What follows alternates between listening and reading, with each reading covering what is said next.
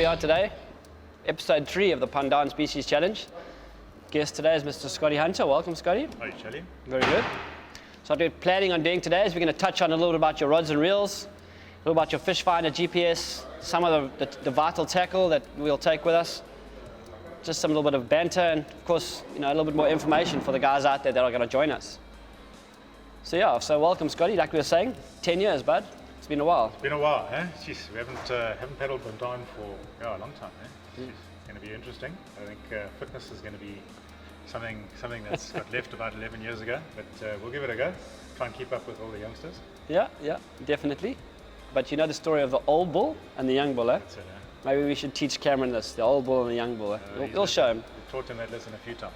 He hasn't learned though. He doesn't learn. Yeah, so as we say, 10 years, and what I'm excited about is things that we haven't done at Pandan before. We know like you say, we touched it on briefly. We've been to Millie and Teko Benin, and we've thrown stick baits and poppers, and we've done a couple of other styles of fishing that we've probably never had a chance to do at Pandan. Yeah, I think there's quite a few things we're going to try out there. I remember throwing poppers at Pandan back in the day, and I got beat up by a few of those big GTs on the Express. But I think we were quite green then as well. We didn't really know what to do. Okay, so when I say we haven't done things, I mean, I think we have, let's say, fiddled in a few different things, but when you're there for the comp and everything, you're like, does it work? 3 throws, didn't get a bite, put it away. Yeah. Now we've seen it work in so many different ways that we've tried it. So I think you got more confidence in, fishing's confidence. If you know you're gonna get a bite, you're gonna get a bite.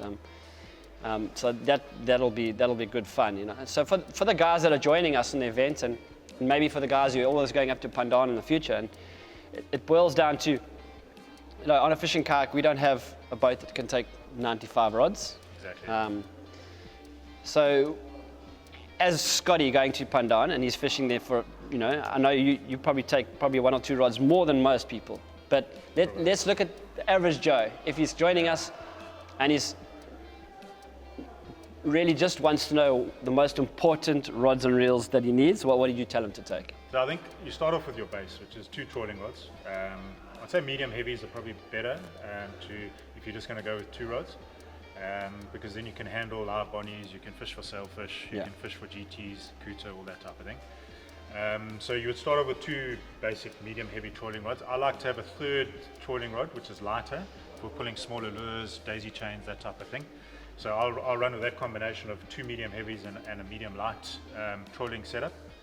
And then you're going to be doing a lot of jigging and spinning at Pandan and popping. So you want to have at least 2 spinning rods, I'd say. You want to have something light with 30-pound braid on.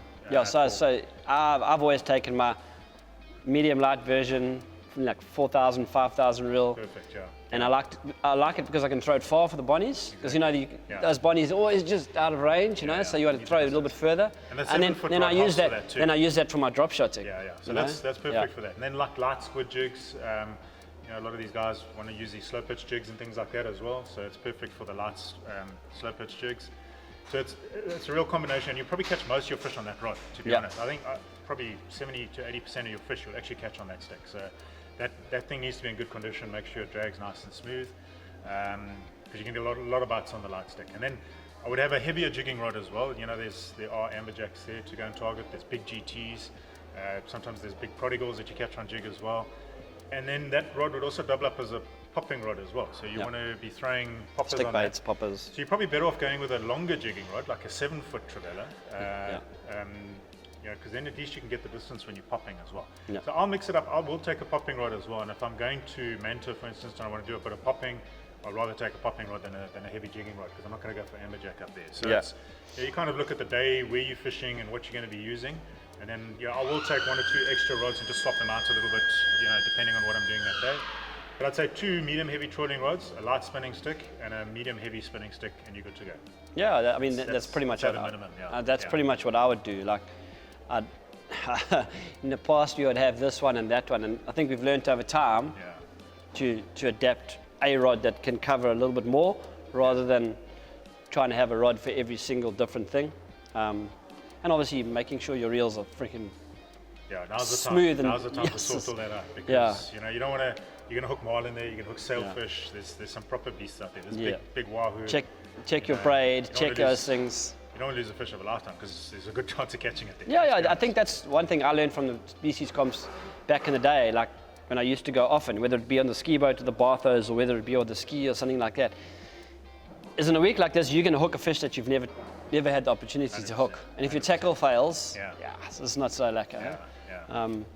I've had amazing days there. I mean, I remember the one year before the comp, I caught a sailor in the morning and a marlin in the afternoon. Yeah. And I went looking for an amberjack that afternoon too. So it was, I mean, it's proper fish. Isn't that where you got the nickname? Let's not talk about that. No, carry on. We'll just check you. Yeah, so we cover the rods and the reels, as like you say, and then we move on to sort of your fish finder GPS now. So one of the things the guys always say is like, go back to 10 years ago, like you're going back there. So we all had very basic fish finders then.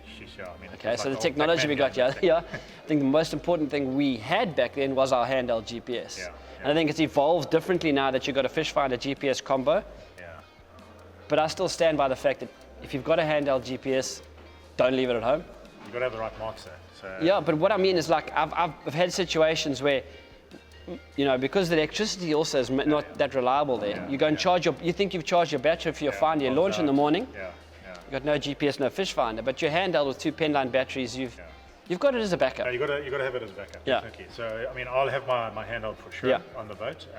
With most of my marks will be on the handheld. Yes. I'll keep quite a simple setup of marks on my fish finder just to get me into Pretty the much marks. what I do as well. But what's quite nice with these new Garmin Striker 4s is they've got a contour mapping function on them. So if That's you've the got a 4 mark- plus. The 4 the plus. 4 plus, Yeah. the 4 plus. So if you put the contour mapping on, while you're jigging and drifting around those reefs, it's actually plotting the bottom for you. So it's really nice because now you've got a mark in the middle of the reef and you can do a few drifts and you can see straight away where the ledges are, where the pinnacles Yeah, and are. if you spend some time in the afternoon, you'll understand a little bit more why the fish hold there, or why the bonnies come there, or So I think that's a game changer as well. So it's a big advantage. I mean, in the old days, I used to plot a mark on the northern side, on the southern side, on the drop off, on the pinnacle. So I had like 6 marks per reef. Yeah. Whereas now you just need one in the center. Yeah, well, I remember that go there and you'd go to before and you'd get the guys that fish there often, and Rolf Jones, for example, and Rolf would go, yeah, okay, so you go along the 30-meter ledge and you go across to this and then it goes to 34 and then it drops off to 37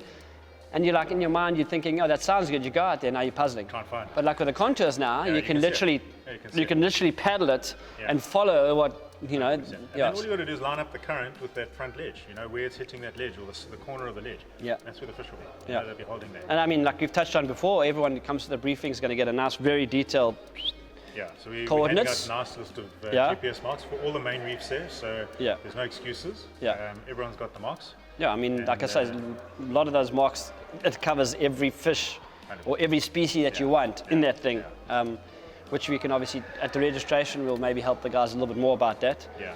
Just a little bit, few pointers and what's more relevant in certain areas. Also, I think the things to come chat to the guys. There's some very good fishermen there. Brad's there, Marcus is there. Cam's also a pretty good fisherman when he's not average. talking nonsense. Jono, there's a couple of good fishermen there that have got a bit of experience up there. So, when you're puzzling and you don't know which fish to go and target or where to go and target that fish, go and have a chat to the guys. Say, listen, this is what I need to do. This is what I want to do. Yeah. And just listen as well. The guys will be talking a lot of smack up there as well. There'll be a lot As of we stories. do. Yeah, as we do. So now, so I've turned my finder on. Okay, I'm sitting on a mark. Cool, you've given me this nice mark. Yeah. Now, how do I sort of distinguish between what would be game fish or the kingfish shoals? Because I mean, I've been there in November, and like I've actually, before fish finders, I've sight fished for kingfish on Pandan, where they spawn and they come up and they swim in big shoals on the surface. You can watch them. And you actually throw drop shot at them, you throw popper, well, we didn't have popper, but now I probably would, but you throw drop shot at them then.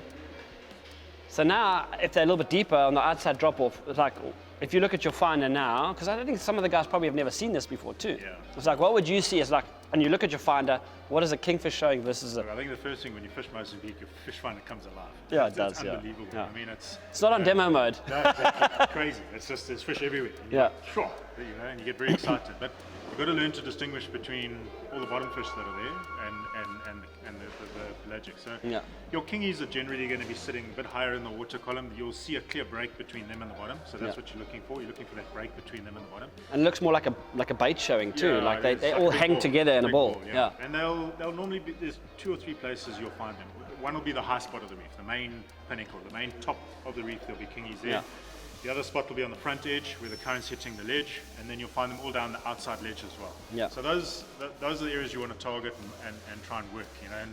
And look, when they're there, 2 downs and you'll know. Yeah, If you're not getting a pull quick, you know, then you're wasting your time. Move on to the next one.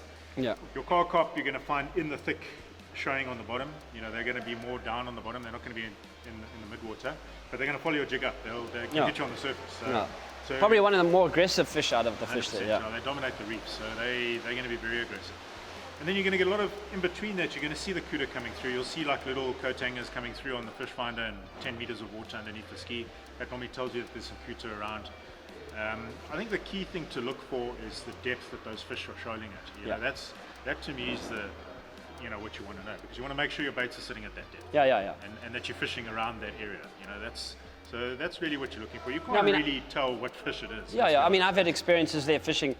Okay, I was on a boat, but we had like I think I've told you the story before. I fished there before, and we couldn't find any cuda. Yeah. And we saw the showing on the finder, and I went down to the drop shot, and I got bitten off. And straight away, I changed, and I down rigged a bait, and we got a cuda straight away. So like you say, like if just using a little bit of thought process. Yeah.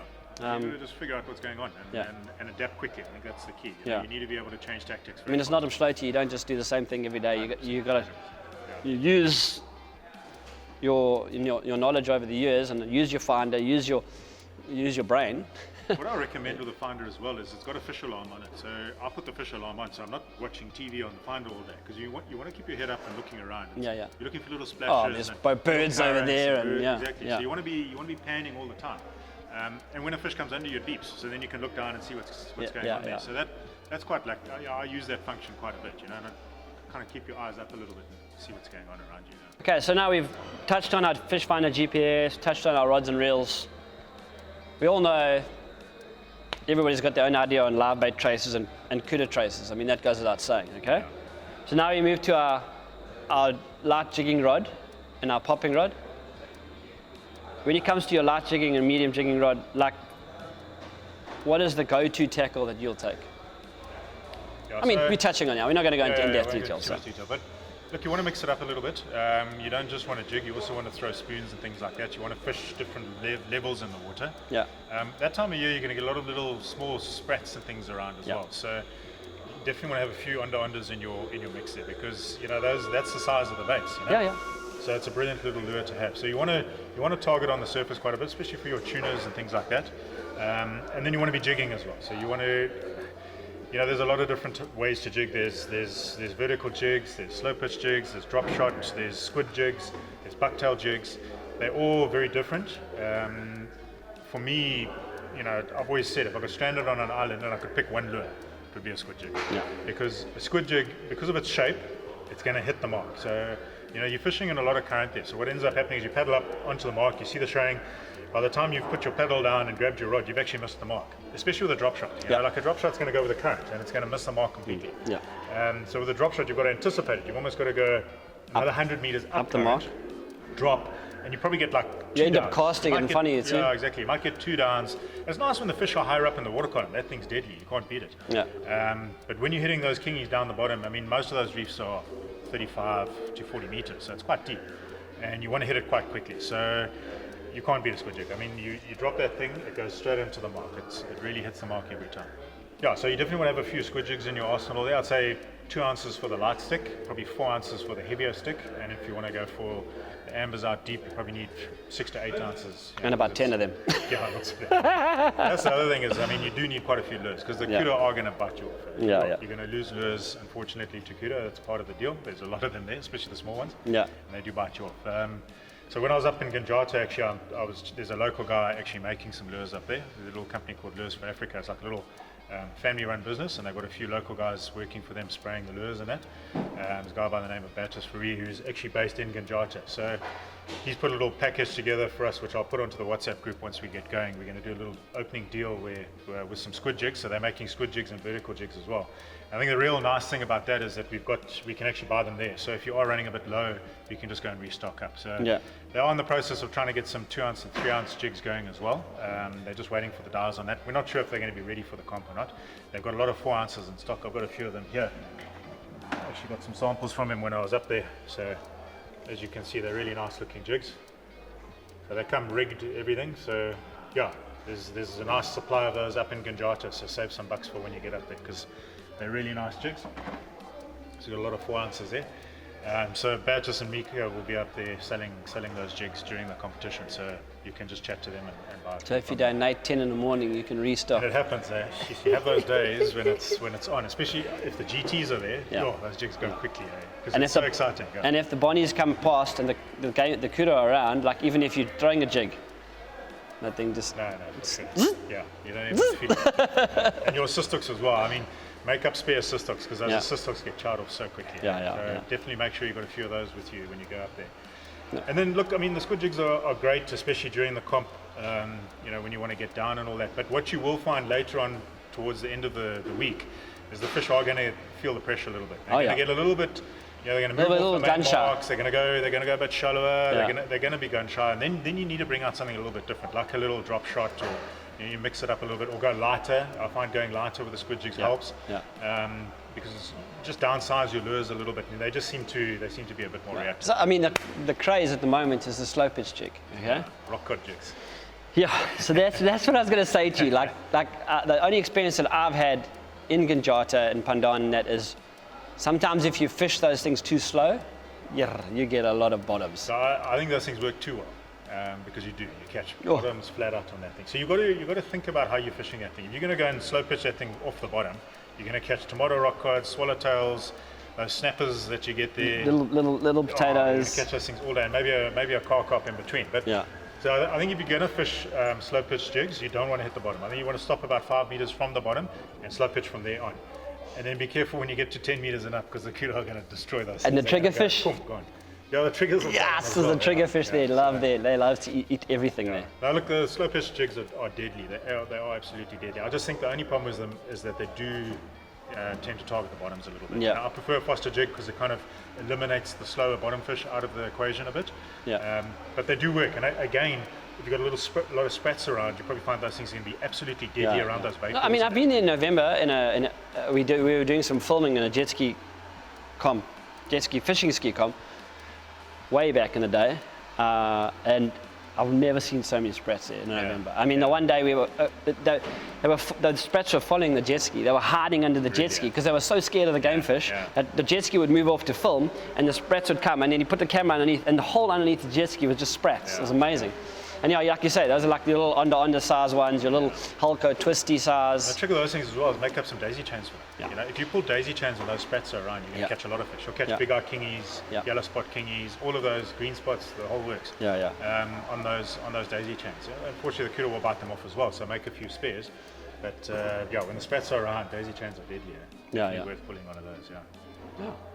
So I'd say that's pretty much how I'd mix it up during the comp. I think you need to put in some time with the baits as well. To try and get things like your sailfish and your prodigals and that, you're going to get those on baits as well. So you've got to, and while you're jigging, you want to have a bait out all the time. That's Sorry, I mean, good old-fashioned way we would put it.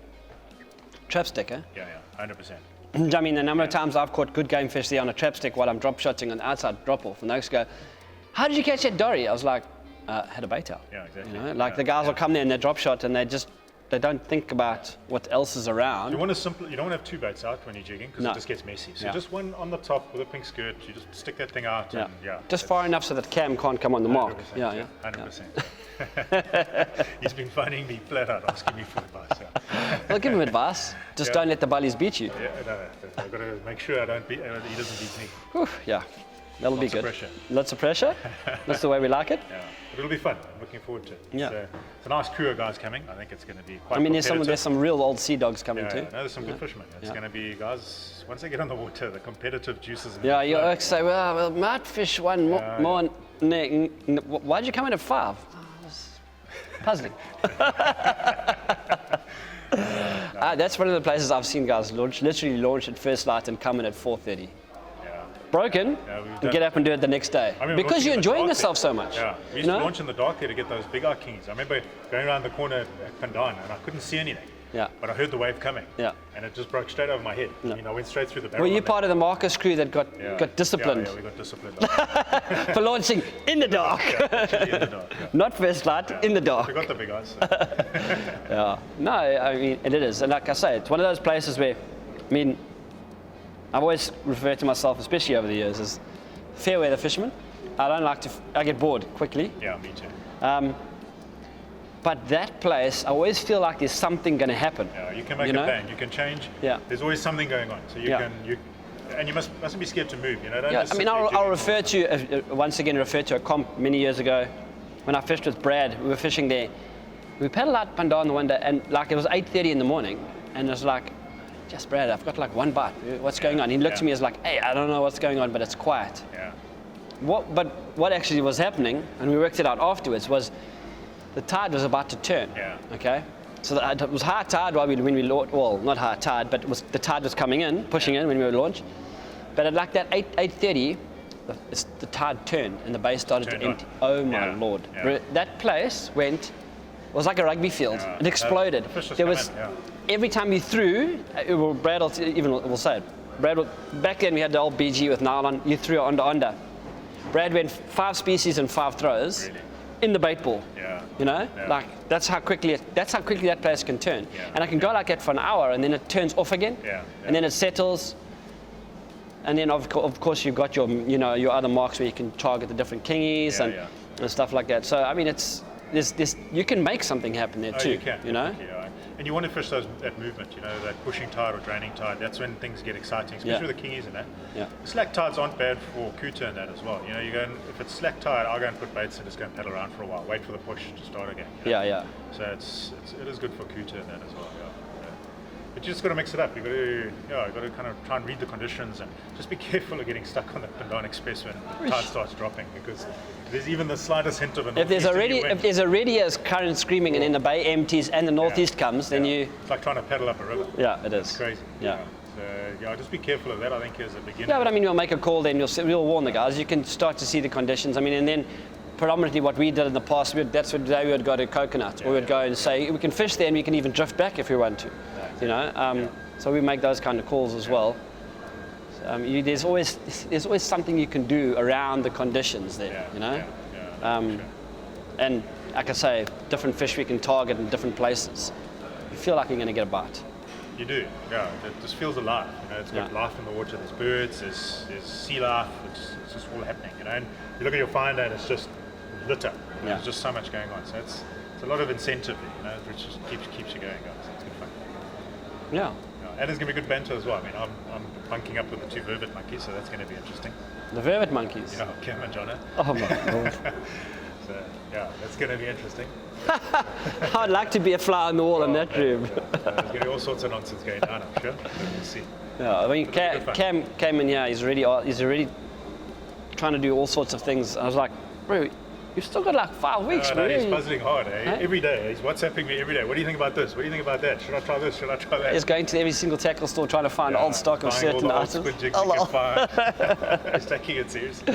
Yeah, no, he is. But he did well up in Gajanta, so he's got something to prove now. Yeah, no, look, I mean, like you say, this is one of the places where if the guys are thinking fisherman, he's going to get fish. You're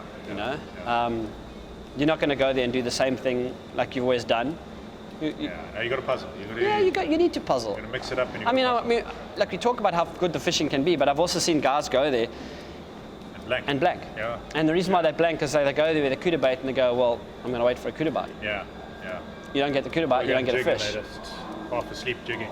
Well, I've seen guys not even jig it all day.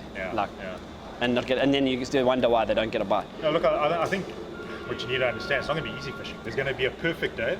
It'll be on Saturday when the comp's finished. The rest of the days will probably be windy and swell, and it's going to be tough fishing. You'll be fishing in current. It's not easy. It is quite tough. We might get lucky in perfect conditions, but it's actually better when there's wind. It's better when there's current. Yeah. Catch a lot more fish, but it takes its toll on the body. 4 days in that is tough. I mean, I've packed a box of Catafam just for that reason. We're not as young as we used to be. No, we're not. So we can't kid ourselves. And and then you just need to look after your body as well. You know, you need to take some rehydrates. You know, keep your hands. Hands are key. You know what I do is I take a bottle of Dettol and every night you fill up the basin with hot water and you pour some Dettol in there. You just move your hands. You just open all the little cuts and little braid cuts. And just get it in that Dettol and let it dry on your hands, and it makes the world of difference. I promise you. The next day you feel hundreds, because by day 4 you can hardly hold that paddle. Your hands are finished. So you're launching in the bait, warming up, squeezing your fingers. It's tough. It's really tough. So. I'm not going to fish before the comp this year because for obvious reasons. So I'll wait till the young bull and the old bull, eh? The young bull's going to fish all day. The old bull's going to say, "How was your day fishing?" I'll hear the stories from them. Yeah. So let's go. Go and have a look at their tracks. While he's sleeping, we'll just check his tracks in his ski. This is where Cam went today. I know they're really frothing to get on the water. So. In the old days, we would get there, we'd be on the water within half an hour. So you'd be trying to you'd actually be unpacking the car now. I don't could be tying his rods up already. Half your bait will be gone by the time the car comes. All the good bait. Yeah. And bait? What bait would you take up? Yeah, so I'm trying to get a mixture of bait together. I managed to find some nice mackerel at King's. They're nice small ones, which I prefer the smaller ones for Pandan. So I found some nice ones there. I'll take some Jap Max as well for skip baits and things like that. Trying to get some silkies, so I know there are a few around up Jack's side, so I'm going to try and You can get silkies when you're there too. Yeah, you can buy them. Yeah. What I used to do, the silkies there, you just request one of the locals. They call them, I don't know why, they call them Walla Walla there. And they get them, they net them at Lagogo, and if they net them, then you've got plenty available. You can buy them. And then you buy half peaks there as well. Half peaks are also good durable baits for when you're doing a lot of paddling, pulling skip baits and things like that. You know, they last pretty much all day, those things. And then you want to try and get some bonnies. I know there's not much happening here on the bonnie side in Durban. I believe there are some out at number 1 in that at the moment, but I want to try and get some bonnies before the comp, at least just a handful for now. And then you actually want to try and target bonnies when you're up there. Oh, yes. Live bonnies are game changers up there. I mean, it is a species comp, but you've also got to get a big fish. Yeah. At the end of the day. There are prizes for the big fish, eh? Yes. But not just that, it gives you that kicker and the multiplier as well. You know, when you've got a 20 kilo multiplier, it makes a big difference. So you've got to have that one in the mix as well. So it's not just about getting species, you've got to try and get that one big fish in the mix as well, because if you're competing for the top spot there, that can really make the difference. Yeah, I mean, you've touched on, like I say, the big fish. So for the guys that don't know how it works, obviously we give the guys a sticker, right? It's got 3 measurements on it: minimum length, and then 3 other sizes, and then we size the fish according to that. Okay, so your 60 centimeter minimum length, your kingy has to measure. If your kingy measures, you get a flat 5 points or whatever. Yeah. So that's why you say, that's why that bigger fish can change the game, because it does, a lot of people might get over a week all get similar fish. If you get the same amount of species as everyone else, you're going to be very close. But then the big one will be the swing. Because you take a 20 kilo fish and multiply it by 12 species. Yeah. It's a lot of points. That definitely makes a big difference. Yeah. I mean, I've had that experience. I fished in the same comp. I was on 10 species at the time, and was a weird rule they had in the comp was 30 points for a sailfish. That was it. Flat 30 points. Yeah. No multiplier. Yeah. Okay. Anyway, that was the rules. The rules were that. And obviously then you could still weigh, I think it was unlimited number per species. Anyway, so I was fishing with Brad, and I hooked a sailfish. Yeah. Sailfish starts jumping, goes around me, and Brad looks at me, and I looked at him and I smiled, and I put my finger on the spool and I straight took it. He looked at me, he goes, "What are you doing?" I'm like, that's 30 points. If I catch a 3 kilo cuda times by 10, I get 30 points. Like you say, it's like, it makes a difference. No point in spending 2 hours. And that's not a multiplier, it's a 30 pointer. Like a big marlin as well. You see a 200 kilo marlin come out the water. Because you're going to get guaranteed one weight. 3 hours, that's 3 hours. But you got, all day gone. So you get your flat 50 or 80 points or whatever for the marlin, and like you say, you just... Yeah, you get a small one, definitely chase it. One of those big ones comes out the water. You'll be puzzling for hours. So I'd say that's pretty much how I target it. You've got to mix it up. You've got to try all sorts of different things. And puzzle. And fish hard. I think that's the one thing that you learn when you start fishing these Pandan comps is you learn to fish hard. Yeah, I touched on it in the last show, and I said to the guys, at a comp like this, you can come away with knowledge that'll take you 5 years of fishing in Durban, 100%. you know, and it's in 2 or 3 days of fishing in Mozambique. Yeah. Not only because of the people that you're around, but you actually experience it. Or guys say, try this, and you actually get a bite, like we were saying, or you try that and you get a bite, whereas here, you try it in Durban, you never get a bite, and you never try it again, you know? Look how many of the techniques that we use came from Pandan days. Yeah. Eh? I mean, think about it. The squid jigs was when Brett 100%. brought them out from overseas. Yeah. We went to caught those ambers on that squid jig. Yeah. And suddenly squid jigs was the next thing. Brad and I were the first people to ever drop shots 100%. at Pandan, and that was amazing. Was big in those days as well. Yeah. That did really well up there. Yeah. And I mean, I went to, you talk about Onda. We went to the one trip to there. Onda was working for everything, and we had like 6. And we lost 5 before the comp. Oh, no. We had 1 for the comp. And it was like, you've never seen Oaks puzzle like that, because like you got like so much gold. belief. It's like, oh, don't be bitten off. You know? Yeah. And I threw the one before the comp. We were trying to see if we could catch a king on the back of the reef, a small one. And I threw one, and as I threw it, I was like, no. Hit the rocks. It landed, got a fish off the reef. Oh, and I was like, no. I said no, but why not? When you find something that's working, you guard it with your life. But I think those unders are going to do very well this year because of all the small spreads. I think it's definitely. Well, like I say, there are spreads there. You know? So you want to plan for that, definitely. Yeah. Yeah, and I think the rest of it is just kind of a chore. I mean, it's. Yeah, the way making. we're setting up the comp for the week, we're going to have some time to have some fun. Yeah, there's that's key. a lot of emphasis on trying to have fun, get the guys together. Yeah. I mean, let's be honest, the world has been tough for the last 2 years. Yeah, exactly. We were all been crying out to get away. Yeah. I mean, we've had trips that we used to do, we haven't done. Yeah. We've had trips we wanted to do, we can't do. So this is now a chance for us to go away and have some really good fishing and also to have some really good banter and some good fun with the mates. That's it. Yeah. I mean, I know guys that I met at Pandan 15 years ago, and we're still good mates. I see them the guys down in Scottsboro, and you don't see them normally around Durban, but you bump into them down in Scottsboro, and they're like old mates. You've known them for years, so you definitely will meet a lot of people. It's good fun. It's just such a joy. The fishing's phenomenal. Yeah. So I mean, the banter and the good fun. I mean, that's what I'm looking forward to. No, me too. Just to get away, just to switch off for a while. But some Aussies joining us? I believe so. Yeah? That could be interesting. Duran, you remember Duran? Yeah. Duran. Sean Ogborn.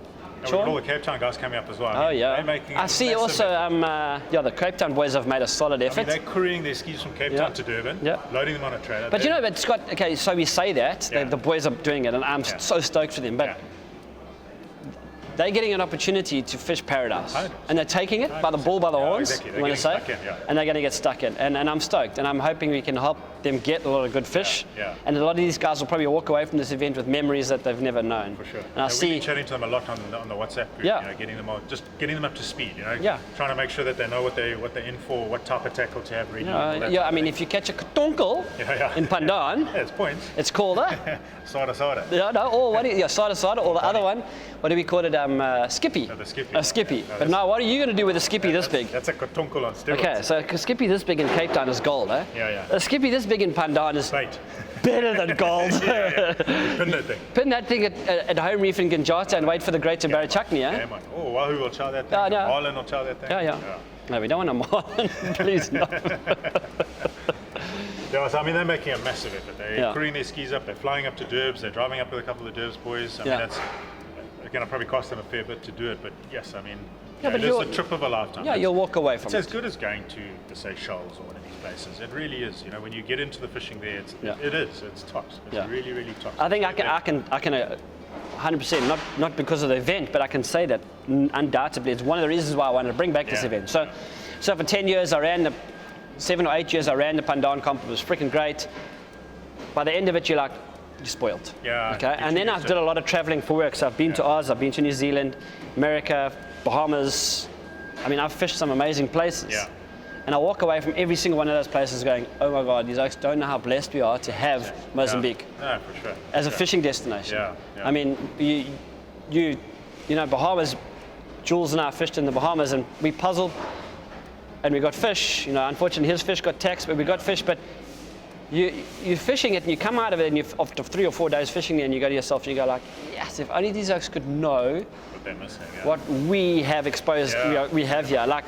There's, like you say, we've drawn up the rules and we've got 18 species.